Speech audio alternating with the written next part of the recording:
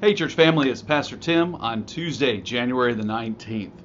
Sunday was such a beautiful worship service and so exciting not only to join together our hearts in song and praise to the Lord, but to see the fruit of the Holy Spirit's work right here in our midst. Don't forget that Thursday at noon is when registration for worship on campus closes. So make sure and get online and let us know if you're going to be on campus, whether in the gym or in the sanctuary. When you sign up, please consider taking one of the small bite-sized pieces of ministry to help our guests, to help our own church members feel welcomed, know where to go, get the help they need to get to their seats so that they can worship the Lord with us.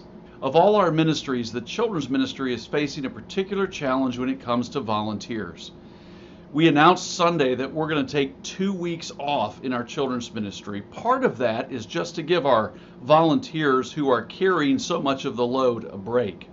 Another part of it is that as we ask people, we're hearing more and more that until they get vaccinated, they're just not comfortable working in an environment of that kind of close proximity with children who don't have masks on. But it's hard to ask 2-year-olds to put on a mask.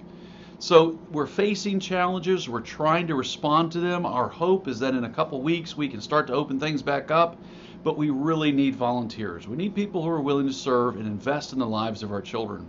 It was hard to listen to a father who said, I'm disappointed that Gospel Kids has closed down. My kids came back from church and they learned something and they were sharing it with us. And now for a couple weeks that's going to be on hold. We want to open that back up. We want to fulfill our calling as a church family to invest in our children and to teach them the gospel.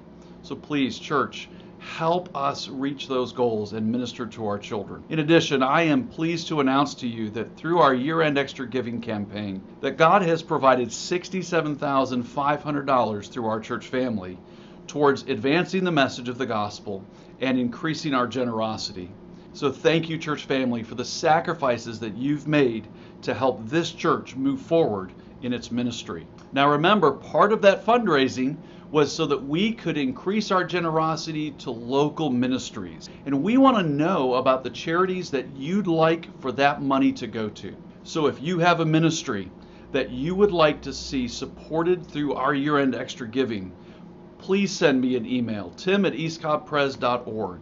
Let me know who they are, give me their contact information, tell me what they do, and let us get in touch with them so that we can bless them with the resources that God has provided through you. I want to ask you to continue to pray for many of our church families who are either have COVID or who have family who have COVID.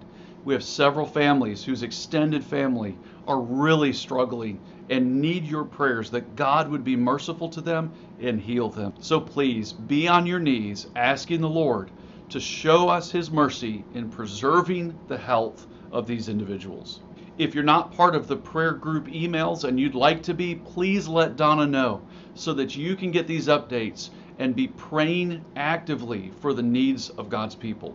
Thank you, church family, for everything that you're doing to serve the Lord in our community and in our church. God bless you. Have a great week.